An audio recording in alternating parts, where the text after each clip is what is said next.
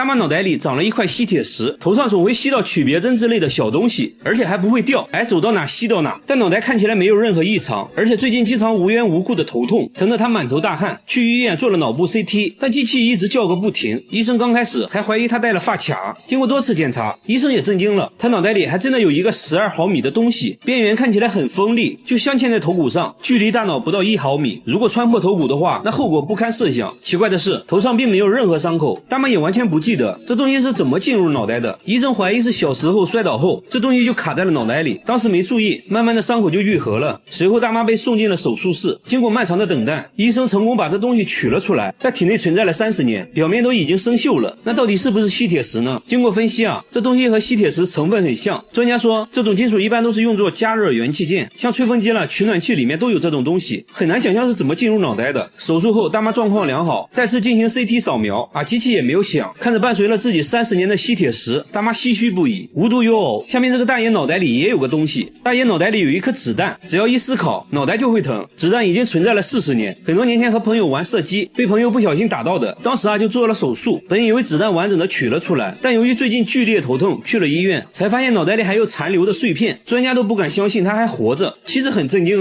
说一直以为丈夫脑袋都是浆糊，没想到还真差点成浆糊。但是现在有个棘手问题，子弹距离大脑关键区域只有3毫米，要想取出子弹，很有可能会造成更大的事故。由于暂时没有太大的问题，医生建议保守治疗，平时头痛的话可以吃点药。大爷也觉得本来子弹都在脑袋里待了40年了，也不差这几年了，对吧？和他一样，这个男人脑袋里有一颗螺丝钉，而且头上没有任何伤口，不记得怎么卡在里面的。他说之前被椅子撞到了脑袋，当时血流不止，去医院做了脑部 CT， 才发现脑袋里有一个2厘米的东西。不过还好，这东西只停留在了头骨上，医生认为可能是螺丝钉，但五金店老板表示自己没见过这种螺丝钉。母亲也很震惊说他小时候头上没有受过伤，和医生商议后决定立即开展手术。几个小时后，东西终于被取了出来，医生认为是雨伞的伞头，确实非常像。他也说小时候经常和小伙伴拿伞打着玩，可能无意间就卡在了脑袋里。不过现在他可以健康的生活了。要我说，更奇葩的还要数下面这个大妈。大妈屁股上长了一块6厘米长的玻璃，玻璃已经存在了36年，她却毫无察觉，还说一点都不痛。直到一次健身的时候，突然屁股剧烈疼痛，检查过后才发现屁股里竟然有一块玻璃，玻璃距离肠道只有1厘米，剧烈运动或者稍有不慎都会伤到内脏，按说都会出现感染或者肿胀的情况，但大妈36年来没有任何症状，这就很奇怪了。那玻璃是如何进入身体的？大妈回忆说，年轻时有次不小心撞碎了玻璃门，当时就腿上扎了一个玻璃碎片，其他地方没感觉到疼，万万没想到屁股上还有一个，就这样存在了36年。下面这个男孩也很神奇，他从8岁就开始脱发，全身上下一根毛都没有，眉毛光秃秃的，下巴也干干净净，甚至连睫毛和鼻毛都没有。同学们嘲笑他是怪胎，这让他很自卑，不管去哪都要戴着帽子，连帽子后面的洞也要缝起来，永远坐在教室最后一排。他说走在街上，感觉别人都在议论他，甚至患上了抑郁症，休学了1年，即使在家里也要戴着帽子。母亲说去过很多医院都没有治好，节目组带他找到毛发专家，检查了半天，终于在显微镜下发现了一根毛发。专家说这种情况是有可能治好的。听到这话，母亲激动的哭了，她也重新燃起了对生活的希望，决定不再在乎别人异样的眼光，别人爱说什么就说什么，那就祝他赶快自信起来吧。好了，我是月贝，关注我，每天一个迷惑行为大赏。大妈把鳄鱼当女儿养，一起吃饭，一起睡觉，甚至还会给鳄鱼做美甲，拿出绿色指甲油给鳄鱼一只手均匀涂抹，拿毛巾垫上准备烘干，但鳄鱼好像不喜欢这个颜色，顺手就把指甲油卸掉了。大妈又拿了3瓶指甲油让他自己选，拿起粉红色在他面前晃了晃，鳄鱼竟然摇了摇头表示不喜欢。大妈又拿起了大红色，鳄鱼眨眨眼表示非常喜欢。大妈只好重新给他涂上红色指甲油，看着性感多了。做完美甲后，他就趴在床上看电视，最喜欢看动物世界，偶尔也看动画片，蜡皮小新就很符合他的口味。大妈只要一换台，鳄鱼就会去抢遥控器，为了让他看着舒服，大妈还会给他垫上枕头，盖上被子。鳄鱼大部分时间都是乖宝宝，偶尔也会发脾气，不停地用爪子挠地板，到处拆家。大妈却见怪不怪，说鳄鱼是个女生，已经到了谈婚论嫁的年纪，还没有找过男朋友，才会急得到处抓地，有时候还会看着窗外发呆。大妈最后也想开了，女大不中留，准备带她出去相亲。路过一家肉店时，鳄鱼直勾勾地看着牛肉，把找男朋友的事忘得干干净净。大妈只好给她买了10斤回家吃。这次呢，连上楼楼梯都不用抱，自己爬得飞快。他现在只想吃肉，一口下去，一脸满足。吃饱后直接趴在客厅一动不动，大妈只能抱着他去洗澡，先用搓澡巾搓搓背，顺便来个全身按摩，洗完再擦点香香。鳄鱼闭着眼一脸享受，洗香香的鳄鱼直接爬上了床，然后大妈抱着他睡觉了，不知道会不会做噩梦。喜欢鳄鱼的不止大妈一个，下面这个大叔也很疯狂。大叔把鳄鱼当儿子养，每天给鳄鱼做按摩，偶尔还来个足疗，每天还要带他出门遛弯，回家就给鳄鱼洗澡，先把全身涂满沐浴露，然后用洗澡巾搓背，偶尔还会在洗澡水里加上葱姜蒜和料酒去腥。鳄鱼的皮肤非常厚，褶皱的地方很难清洗，不一会儿主人就累得满头大汗，鳄鱼却一脸享受。洗干净后还要给鳄鱼做美甲，精心打磨指甲后，然后挨个涂上指甲油，看起来美美的。最后还要给它刷牙，检查有没有蛀牙，完事后再来个亲亲，抱着鳄鱼就睡觉了。因为鳄鱼比较能吃，主人给它取名饿了么。主人说饿了么是自己捡到的，刚开始只是一个蛋，慢慢孵化出来，经过精心照料就变成了现在这个大体格子。还说饿了么从来没咬过人，甚至连发脾气都很少见，是一个可爱的乖宝宝。平时饿了么最喜欢就是看球赛，连眼睛都不带眨一下的。旁边主人手里还抱着蜥蜴，主人说他俩都是忠实的球迷，每次比赛都要看，比赛输了还会伤心的哭。不一会儿球进了，主人很激动，饿了么其实也很激动，只是他比较高冷，没有表现出来。主人亲了亲饿了么，还和他击了击掌。其实呢，最喜欢做美甲的还要数下面这只狗狗，她是吴亦凡最怕见到的女人，因为她最喜欢吃的就是牙签。只见她一根根往嘴里塞牙签，打牌的时候就当成零食吃，到了吃饭的时候，她先摆上了3盒牙签，一口米饭就着一根牙签，吃得津津有味。你以为米饭是主食，其实牙签才是她的主食。该说不说，这牙签能好吃吗？好吃，特别好吃，比柚子香。她每天都要吃3盒牙签，一盒牙签有500根，那么一天就要吃掉1800根牙签，这也太夸张了吧。丈夫也试图阻止她，但她根本不听，你说你的，我吃我的。现在大姐变得越来越离谱，这不吃着饭就把筷子给造了。大姐说筷子比牙签大，吃着有嚼劲，口感也好。丈夫看不下去了，给大姐切了点水果，没想到啊，大姐直接把水果放在了一边，对着托盘口水直流，直接让丈夫把托盘劈了给她吃。我感觉大姐就是被丈夫宠坏了，这玩意儿能吃吗？这个时候绝对不能再惯着她了。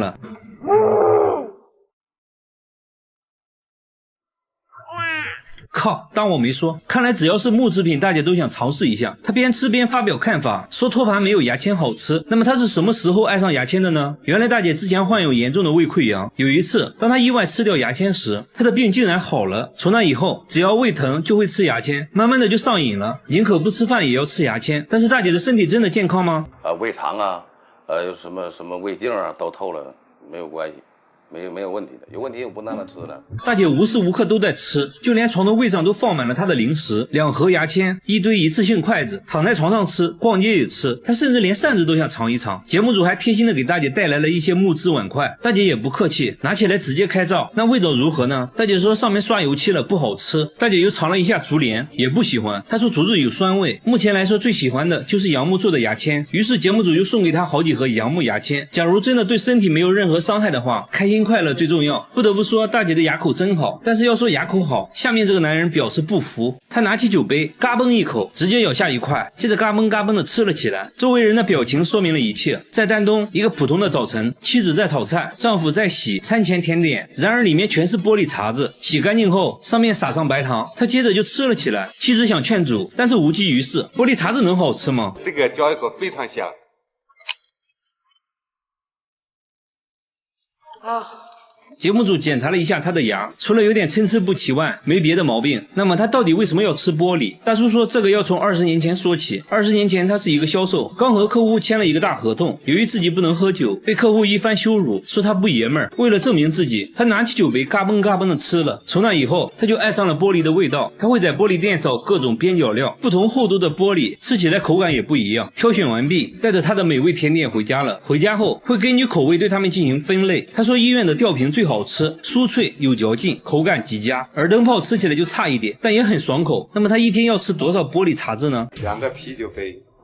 按照节目流程，他被带到了医院做检查，还在医生面前表演吃玻璃。医生也是大为震惊，但是检查结果却显示他很健康，医生也觉得不可思议，最后还是建议不要继续吃了，以后可能会出现梗阻的情况。最后大叔也表示以后就不吃玻璃了，以后改成吃牙签。下面这个大叔看了上面2位之后，连说服了，你们都是铁齿铜牙，我只能吃点软的了。只见他抓起一只泥鳅，不假思索直接吞了下去，一只不过瘾，他接着又吞了一只泥鳅，贝爷见了都直呼内行。他说生吃的味道好极了，秋弹弹还能拉丝。随后他把泥鳅都装到了瓶子里，在回家的路上边走边吃，那叫一个幸福。吃饭的时候也要先吃泥鳅开胃，母亲很担心他，但他却并不在意，继续吃着心爱的泥鳅。那他为什么要生吃泥鳅呢？原来大叔曾经有胃炎，为此还做过5次手术。为了疗养身体，他吃了很多的中草药，但是并没有什么效果。然而有一天，桌子上的泥鳅引起了他的注意，他之前在书中看到过泥鳅有缓解胃痛的功效，于是他尝试生吞泥鳅，结果胃痛确实好了不少，于是一发不可收拾。他对于泥鳅的选择也是很苛刻的，他只吃野生的泥鳅，拿着铁锹来到稻田就开始挖泥鳅，不一会儿就挖到了一盆的泥鳅，稍微清洗一下，抓起来就送进了嘴里，那是干净又卫生啊，兄弟们。朋友想做一道泥鳅豆腐汤，他却觉得根本就是浪费时间，高端的食材往往只需要最朴素的烹饪方式，生吃才是最好的。按照节目流程，他被带到了医院做检查，一番检查下来，他的身体状况很好，但是医生还是不建议生吃，因为有感染寄生虫的风险，如果非要吃的话，建议只能中午吃。最后大叔也表示，为了身体健康，以后会尽量少吃的。好了，我是岳贝，关注我，每天一个迷惑行为大赏。他家每天都会发生命案，一夜之间家里的鸟接连离奇死亡，每天都会死掉几十只，现场一地鸡毛，惨不忍睹，有的甚至连头都不见了，看起来不像是自杀，每只鸟都受到了致命攻击。奇怪的是，除了留下一滩血迹外，尸骨却相对很完整，也就是说凶手只是喜欢猎杀，但是不吃。关键这笼子没有任何缝隙，凶手是从哪里进去的？经过连续几天的摧残，鸟儿现在变得很敏感，只要见到人就会吓得到处跑，曾经的鸟类天堂变成了地狱。大叔设置了各种机关，但一无所获，鸟笼周围也没有任何脚印，这个凶手非常狡猾。大叔也没有什么仇人，凶手到底是人是鬼？节目组在鸟笼周围安装了多个摄像头，夜晚来临，他们死死盯着监控，一直等到凌晨3点。就在这时，草丛中出现一个白色光点，慢慢逼近鸟笼，只见它突然发动攻击，鸟儿受到惊吓，到处乱撞，尖叫不止。等鸟儿再次靠近笼边后，这东西再次发起攻击，死死地抓住小鸟，小鸟扑腾了几下就没了声音。这东西还炫耀似的看向摄像头，这才发现原来是只猫头鹰，因为进不到笼子里，它会先把鸟儿逼到角落。由于笼子有弹性，它能一把抓住笼边的鸟。为了不再让鸟儿受伤，主人在鸟笼周围拴了几只狗，狗狗很尽责，整晚守护着鸟笼。连续几天，猫头鹰都没再来过，鸟儿终于恢复了安宁的生活。刚解决完鸟的问题，下面这家的鸡又出现了新问题，他家的鸡蛋会飞，每天都会飞出去4、5颗。起初主人并没在意，然而更多的鸡蛋源源不断的飞出来，围栏外到处都是破碎的蛋壳。主人怀疑是黄鼠狼干的，还特意增加了围栏的高度，但邻居认为以现在围栏的高度，黄鼠狼是不可能抱着鸡蛋跳出来的，而且它要吃鸡蛋的话，完全可以在笼子里解决，但笼子里干干净净，没有发现任何动物的痕迹，飞出来的鸡蛋蛋黄蛋清也还在，到底是谁在偷鸡蛋？他们在各个角落都安装了摄像机，5个小时后，鸡蛋再次飞了出来，他们立马查看录像，就发现一只大老鼠路过了案发现场，紧接着一颗鸡蛋就飞了出来，难道凶手是老鼠？他们仔细研究鸡蛋的下落轨迹，猜测鸡蛋应该是从屋顶上掉下来的，屋顶是圆弧状的，也许是一只母鸡喜欢上了在屋顶下蛋，下完的蛋就滚了下来。工作人员还做了个实验，让鸡蛋在屋顶上自由滑落，结果鸡蛋掉落位置和之前鸡蛋位置是一样的，反复做了几次都是相同的位置，那鸡为啥会跑到屋顶下蛋呢？专家说，如果母鸡受到了外界的威胁，它就会选个安全的地点下蛋，可能就选择了屋顶。为了证实这个猜测，工作人员架起摄像机对准了屋顶，接下来就是等待母鸡的出现。没过多长时间，果然有一只母鸡飞上了屋顶，感觉马上就要水落石出了，但5个小时后，这只鸡一直没有下蛋，没办法，继续等吧。工作人员等了整整5天，都没有鸡在屋顶下蛋，也没再出现飞出来的鸡蛋，还真是奇了怪了。这还没完，下面村子又发生了怪事，村子里发生了离奇失踪案。最近几天，村口池塘的金鱼神秘消失了，之前有50多只，现在只剩20多只了。幸存的金鱼也变得焦躁不安，村民把这些金鱼视为村里吉祥物，无聊的时候会在池边喂喂金鱼，聊聊家常。现在吉祥物没了，他们觉得自己一点都不吉祥。村长大喇叭召集全村人商议对策，必须要找到罪魁祸首，但是现场没留下任何痕迹。他们寻找了半天，只在一个角落发现了一些鱼鳞。有个大妈说，之前看到过一只黑头鹳在池塘附近转悠了半天。另一个村民认为是海狸鼠，还有说是水怪的，说一定就藏在水下，建议把水抽干，看看到底是什么东西在作祟。大家众说纷纭。村长分析说，有一条沟渠通往池塘，凶手可能是通过沟渠进入池塘的。池塘边的围栏还发现了脚印，但看不出来是什么动物。村长决定熬夜蹲守，也不知道这东西啥时候来。村长边吃边等，一直等到了凌晨3点。便，终于崔脑睡着了。就在这时，池塘边上也有了动静，黑暗中一双闪亮的眼睛特别明显。接着他穿过围栏来到池塘，不一会儿又抓到了一条鱼。你觉得这玩意儿到底是个啥？好了，我是月贝，关注我，每天一个迷惑行为大赏。这只狗每天都要偷鞋，还专偷有脚气的鞋子。奶奶的鞋就经常无缘无故的消失，大冬天只能光脚走回家。节目组来到他家，奶奶却让工作人员离门口远一点。不一会儿门口就出现了一只狗，他仔细闻了闻，确定是奶奶的鞋后，叼起来就跑。工作人员赶紧追，眼看就要追上了，狗狗丢下鞋子开溜了。奶奶说狗狗好像时刻监视着自己，每当脱下鞋，没一会儿就被它叼走了。不过还好，狗狗每次把鞋藏在固定的地点，奶奶都可以找到。现在她每2天去捡一次，这样正好能捡回一双。奶奶很困惑，为啥她只偷自己的鞋？节目组猜测可能是奶奶的鞋气味独特，接着还做了个测试，让村民把鞋子都放在一起，看狗狗会如何选择。只见他从头到尾闻了一遍，很快就分辨出了奶奶的鞋，接着又叼走了。这次呢，节目组让奶奶穿一双新鞋，看狗狗还能不能分辨出来。奶奶穿着新鞋走了一圈，脱掉鞋子进屋后，狗狗就出现了。它像之前一样挨个闻，很明显新鞋对狗狗的迷惑性很大。狗狗稍微有点犹豫，确认再三后，还是挑出了奶奶的新鞋。那它为啥痴迷于偷鞋？宠物医生说，狗狗把偷鞋当成了一种游戏，认为偷鞋可以吸引人们的注意，进而得到人们的关爱。不过要论奇葩，还得看下面这个。每到深夜，酒吧里就会出现满地的便便，花盆里的土被刨了出来，卫生纸也被撕得粉碎，到处都是一片狼藉。关键呢，钱也没有少。酒吧老板觉得这应该不是人，节目组决定近距离观察。等了好久，墙壁上突然传来声音，一块泡沫板在自行移动，工作人员都快吓尿了，壮着胆子继续观察。这时一只毛茸茸的脑袋探了出来，原来是一只黄鼠狼。只见它来到草坪上一阵翻滚，这也太舒服了吧。随后就开始找酒喝。黄鼠狼很警惕，时刻都在观察门口的情况，但它拉的便便越来越多，店主很苦恼，决定用笼子把它抓住，先在笼中放入食物，接下来只需要等它上钩。晚上黄鼠狼再次出现，直接就被食物吸引了，但它非常谨慎，在入口徘徊了很久，最终没能抵挡住诱惑，但是呢并没完全钻进去，留了一半身体在外面，叼上一块食物就退了出来。这也太好吃了吧，吃完后没忍住又钻了进去，这次呢完全钻进了笼子里，吃完才发现中了圈套，对着入口一顿挠，没想到还真被它挠开了。工作人员看得目瞪口呆，决定再试一次。黄鼠狼这次犹豫半天都不敢进去，但大鸡腿实在太香了，还是钻了进去。这次呢成功抓到了它，随后把它带到野外放生了。好了，我是预备关注我，每天一个迷惑行为大赏。他在厕所偷偷安了监控，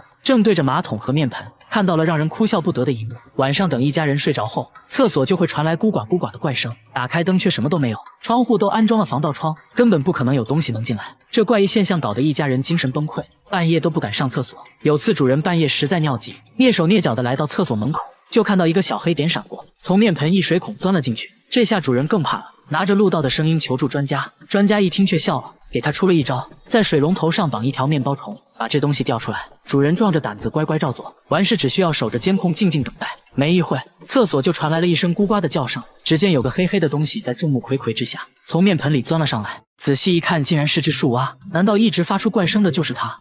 树蛙对着面包虫若有所思，也不知道在想什么，接着一口吞了。没成想虫子绑得太紧，尝试了几次都没吃到，又灰溜溜地钻进了面盆。关键他家在9楼，这树蛙是怎么爬上来的呢？虽然树蛙会爬墙，但靠他自己是不可能爬到9楼的。楼上楼下的邻居都问过了，也没人养树蛙。专家研究半天，说树蛙只可能是从外面人为带回来的。问了一圈，主人说前段时间从乡下拿回来很多白菜，准备做泡菜。专家一拍脑袋，说树蛙很可能就藏在了白菜里，阴差阳错就蹦到了面盆里。现在重要的是赶快把它解救出来。把面盆拆下来，刚切开一个洞，树蛙就跳了出来，小小的一只，非常可爱。大家决定先暂时把它养在家里，等春暖花开时再让它回归自然。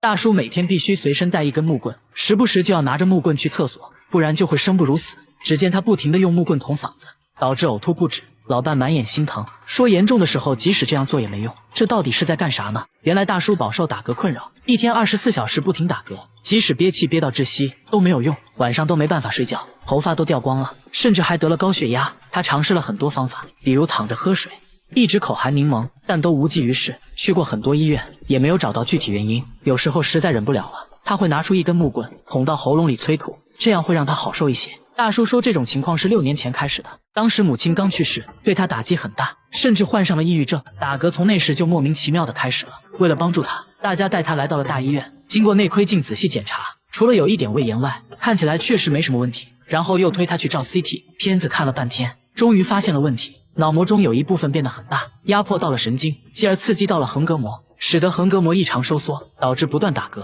变大的这一部分，医生猜测可能是良性肿瘤之类的，有一种药可以抑制它的生长。大叔的病是可以治好的，听到这个消息，大叔激动地哭了起来。1个月后，他向节目组打来电话，说自己已经6天没有打嗝了，精神面貌也远超过去，成了一个正常人。大妈38年没摘下过口罩，20多年的邻居都没见过她的脸，都说口罩下面的脸非常恐怖，看到就会做噩梦。只有她洗脸的时候才会临时摘掉一回，但从不照镜子，洗完脸就要赶紧戴上，到底是有多恐怖呢？大家想让大妈摘掉口罩也被拒绝了，即使和家人一起吃饭也不会摘口罩，自己独自一人在卧室吃，家人都20年没见过她的脸了。就连女儿拍结婚照她都没有参加，因为拍照要求摘口罩。不仅如此，大妈走路还必须用手撑着眼皮，说这样才能看清东西。但大妈年轻时并不是这样的，到底发生了什么呢？经过长时间的跟踪拍摄，大妈也慢慢打开了心扉。原来她18岁就结婚了，婚后生下了4个孩子，但第5个孩子很不幸，出生就夭折了，这对她打击很大。慢慢的嘴巴变得不听使唤，舌头也变得僵硬起来，面部不受控制的扭曲，因为害怕吓到别人，从此就戴上了口罩。大妈鼓足勇气摘下口罩，可以看到她的牙齿都掉光了，牙龈都是外翻的。医生表示这情况就是心理原因导致的肌强直，失去孩子的痛苦让她悲伤过度，以至于严重影响到了身体健康。医生制定了详细的康复规划，相信大妈的症状会慢慢得到改善。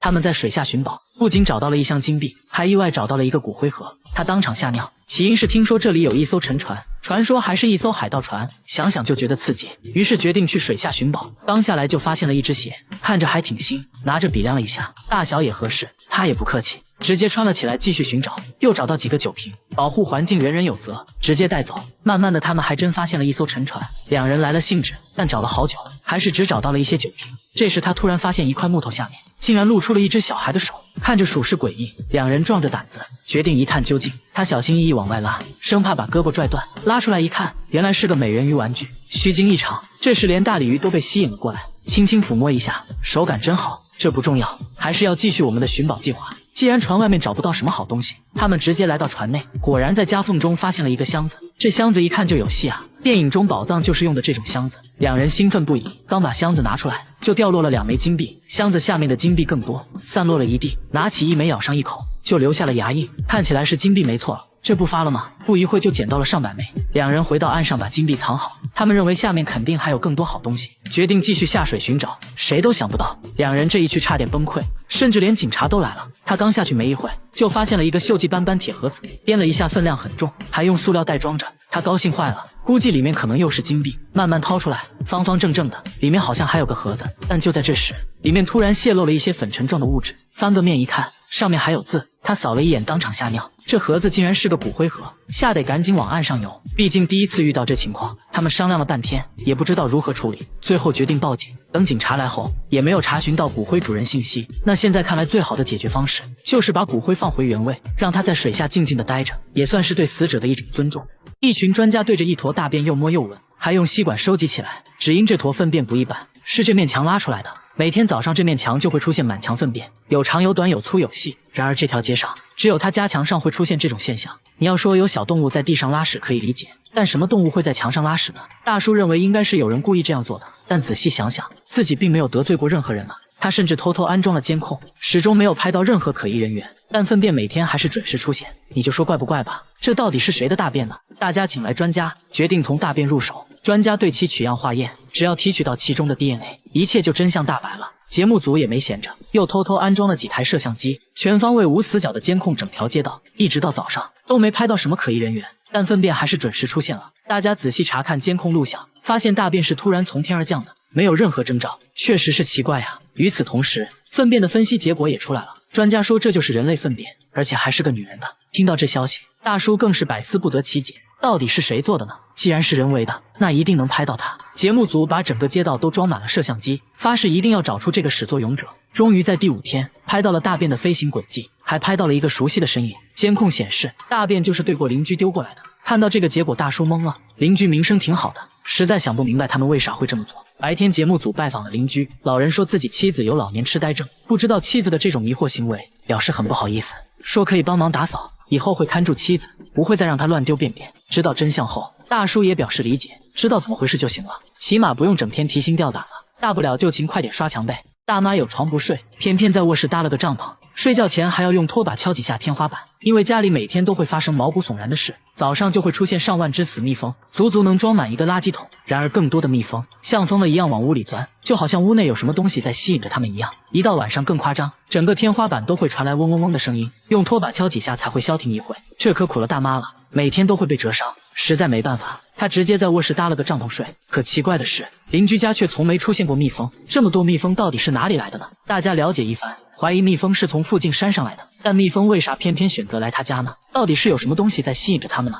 大妈说之前在外墙孔洞处发现过蜜蜂进出，赶紧找人把洞堵上了。从那以后，每到晚上天花板就会传来嗡嗡的声音，大妈怀疑上面有个蜂窝，堵住的那个洞口应该就是蜜蜂的出入口。现在他们都被困在了天花板里。天色已晚，大家决定明天再来研究。可第二天奇怪的事情又出现了，死掉的蜜蜂突然就变少了，而且天花板也静悄悄的。这一夜到底发生了什么？大家决定打开天花板一看究竟，瞬间一个硕大的蜂巢映入眼帘，而且蜜蜂也都还活着。为啥今天它们变得这么安静呢？专家解释说，当蜂巢内部温度过高时，它们会通过扇动翅膀来通风降温，就会出现嗡嗡的声音。恰好昨天夜里降温，它们也就安静了下来。过程中还发现客厅出现的蜜蜂都是通过电线孔钻出来的。通过蜂巢的大小判断，蜜蜂已经在天花板生活6年了。安全起见，大家决定给蜜蜂搬家。最后收获了17公斤的蜂蜜。大妈捂着被蛰伤的额头说，蜂蜜就当做6年的房租费了。哎呀，真甜呀！他们用屋顶上的瓦片做镜子，不但光可照人，甚至还有美颜的效果。女人们都认为这种镜子才能照出最真实的自己。做这种镜子一定要选用红色瓦片，把瓦片敲碎，放在石板上反复研磨，磨得越细，做出来的成品质量越高。在里面加上一些黄麻纤维，然后加水充分混合在一起，接着再次把泥浆碾压一遍，确保里面没有大块颗粒。随后把研磨好的泥浆放入圆形模具中，用手压实就可以拿到太阳下晾晒。晒干后开始打磨，用手感受圆盘的平整度。打磨的差不多了，就要在上面涂上一层黑色粉末，这个就是关键了，涂多少完全凭手感。接下来的工作就要由男人来完成了。在光滑的圆盘上放置3块小金属，然后将另一个圆盘扣在上面，中间就形成了一个空隙，用粘土把四周完全密封，接着在上面戳个洞，捏出一个入口，随后放在外面继续晾干。等待的时间，他拿出了一些金属合金，其实泥巴只是制作镜子的模具而已。镜子本身还是由这些合金做成的，合金是由锡和铜混合而成，把合金都塞到入口里面，上面盖上一层棉布后继续用粘土密封，然后将这些模具放在火上，上面铺满椰子壳开始烧制，就这样一直加热1小时，通过听声音来判断金属是否融化。合金融化后就要慢慢翻转一下，让融化的合金液体填充模具中间的空隙，等模具冷却下来敲掉模具。镜子毛坯已经锻造成功，不过现在还不能反光，需要经过几轮抛光，但首先要把毛坯修剪成合适的尺寸，尺寸不同价格也相差很大。最受欢迎的种类是手持的小镜子，修剪完成后用湿砂纸开始打磨，镜子表面出现光泽后，在上面滴上椰子油继续打磨，直到镜子可以清晰地照出自己，随后把镜子放入镜框粘合在一起。这还没完，最后还需要用天鹅绒布抛光，在背后贴上自己的 logo， 这样一个昂贵的手工镜子就完成了，能更好地照亮你的美。来这家餐厅吃饭，要先吃一颗速效救心丸，不然很可能会被吓死，因为餐厅经常毫无征兆地发出爆炸声。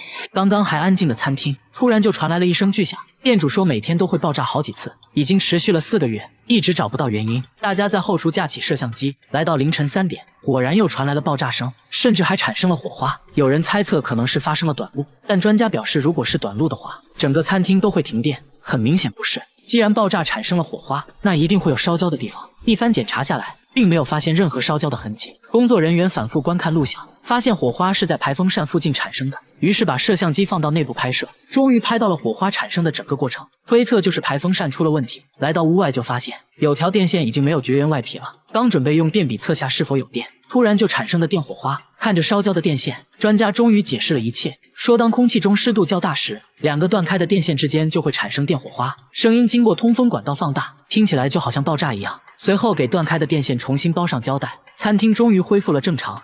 大叔养了一屋蚊子，竟然是为了给孩子吃，用网兜在墙上这么一搂，就抓了满满一袋。但这仅仅是孩子们的开胃菜，还说孩子最爱吃的其实是苍蝇。接着他来到一个塑料桶前，说这一桶就是孩子的主食。掀开盖子，那味道比鲱鱼罐头还要臭，绿头苍蝇漫天飞舞。大叔说这是10天前买的鸡肠子，在室外整整发酵了10天，就生成了这些苍蝇。那到底是什么样的孩子会喜欢吃这些东西呢？大家好奇地跟着大叔来到一座大棚，大叔把抓到的蚊子全放了出来，瞬间就跳出来了上百只树蛙。原来他口中的孩子就是这些树蛙，小小的一只非常可爱，抓蚊子也是一把好手，一口一个那是真香。随后大叔又把苍蝇放了出来，看得出来树蛙确实挺爱吃，口感比蚊子好多了，一口下去还会爆浆。大叔一共养了3个大棚的树蛙，一座大棚里就有1000只。他说养树蛙纯粹是因为喜欢，自己把树蛙当成了孩子。树蛙也都很喜欢大叔，只要大叔出现，树蛙就会跳到他身上，很快身上就爬满了10多只。不仅如此，他在家里也养了1缸，就连吃饭也和树蛙一起。大叔说这样才有食欲。家人都不理解大叔的爱好，尤其是儿子，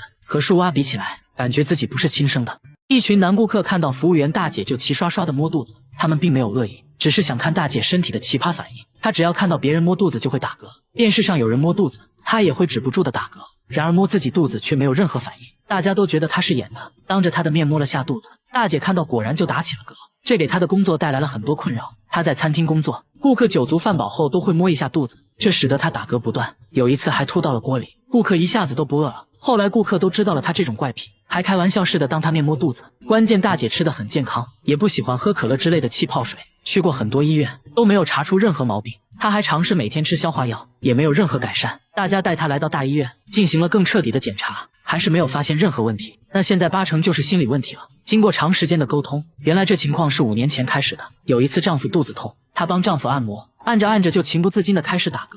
丈夫看到大姐打嗝，肚子立马就不疼了，但大姐却变成了这样。医生认为她内心形成了一种强大的心理暗示，认为打嗝后肚子就不疼了，就这样无意识中形成了一种条件反射。要改变也很简单，以后生活中不要太在意打嗝这件事，顺其自然，想打就打，把注意力转移到当下要做的事情上，慢慢就会正常的。他吃冰淇淋要加辣椒酱，一口下去冰火2重天。他说这才是冰淇淋的正确吃法。为啥会喜欢这种奇葩口感呢？回到家才发现，他家冰箱里除了辣椒和辣椒酱，其他什么都没有。辣椒直接当零食吃，他说不仅不辣，甚至还有点甜。每次吃火鸡面还要再加入满满的新鲜辣椒，说吃辣椒能释放压力，吃得越辣效果越好。现在他要挑战当地最辣的炸酱面，还要求厨师给他做个最辣的。即使这样他还是不满足，在面上又加了辣椒段，吃得一脸惬意。厨师看的都怀疑人生了。大家又给他准备了3种当地最辣的食物。第一个是辣炒年糕，刚吃一口他却笑了，没有任何感觉。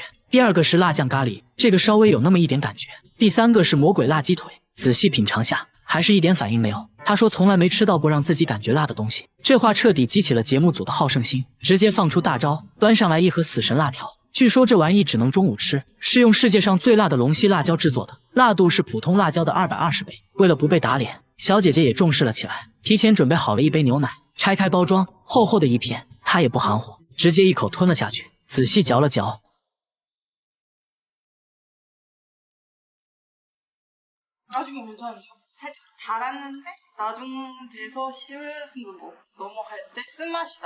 这下节目组算是彻底服了，大家不禁有个疑问，这样吃辣屁股受得了吗？经过检查，医生说她患有轻微的食管炎，必须要改变饮食习惯了。小姐姐倒也听劝，说以后会尽量少吃辣椒，大家千万不要模仿哦。她每天买菜却从来不吃，一到家就拿出了电钻，开始给蔬菜钻孔，把胡萝卜内部掏空后，又拿出刻刀在表面打孔，每一步都非常小心，搞得像是在做外科手术一样，一点点调整孔洞大小。这到底是在干嘛呢？她也不解释，拿起做好的胡萝卜吹了起来。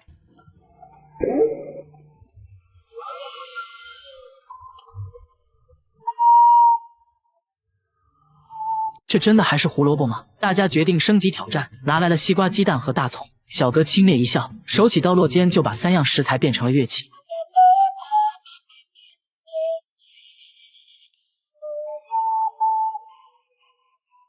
不仅如此，什么山药、西葫芦、土豆、西兰花都能被他吹出花来。虽然做乐器难不倒他，但现在有个问题，就是乐器的保鲜时间太短了，一旦粘了，音色就不纯正了，只能打成蔬菜汁喝掉。为此每天要不停买菜，买回来就要套上保鲜膜放冰箱，来保持蔬菜的新鲜度。现在他已经到了痴迷的程度，上班都要带着一袋新鲜洋葱，用一把美工刀就把洋葱变成了乐器，把同事看得赞叹不已。